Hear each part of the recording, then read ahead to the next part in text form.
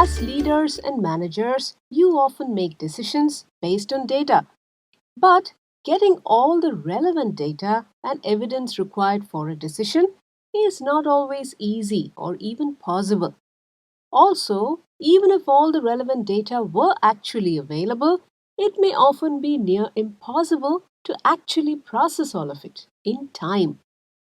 It may not matter for smaller decisions, but if the decision is a big one with many implications, then we have a problem.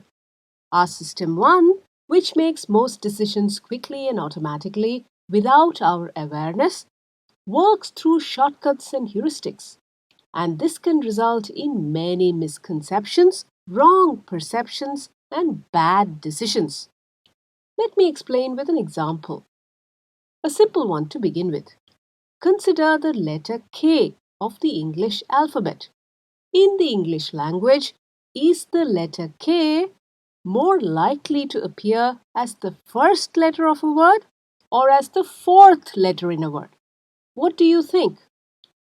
Most people think that there are more words beginning with K than with K as the fourth letter. Is that true? Here we see the actual numbers.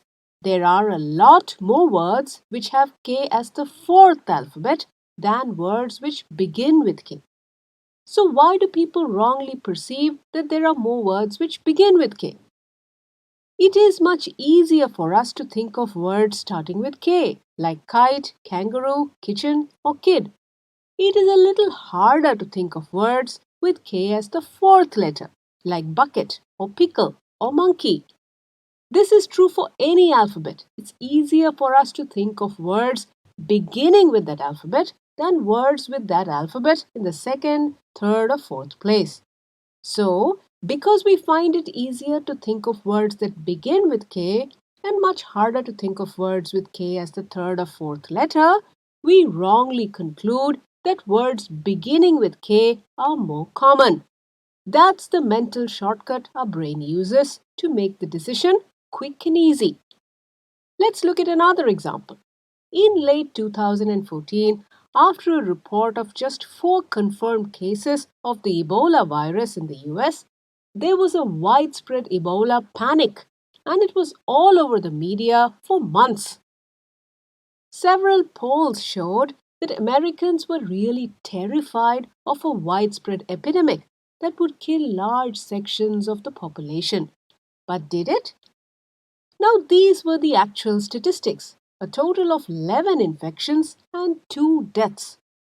Of course, this was also because of an effective healthcare quarantine and containment. But was that the only reason? Media hysteria fueling a panic in the people is nothing new, but the media and the people often give a disproportionate weightage to certain risks while not bothering much about other, bigger risks.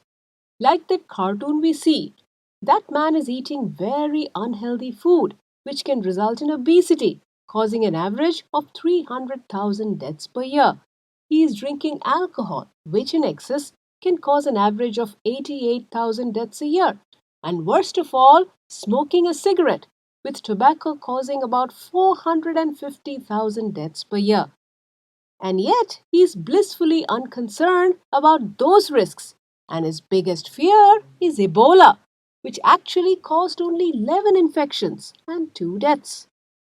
The evil Ebola virus is certainly sensational, and viruses like the Ebola have been depicted in a few Hollywood movies, which vividly portray the disease with a healthy dose of imagination. Actually, Ebola does not spread through the air or through bodily contact. All of those infected had had direct contact with bodily fluids such as blood or saliva. So even though there is no known cure for the disease, it can be easily controlled, especially in developed countries. There is reason to be anxious and careful, but no reason at all to panic.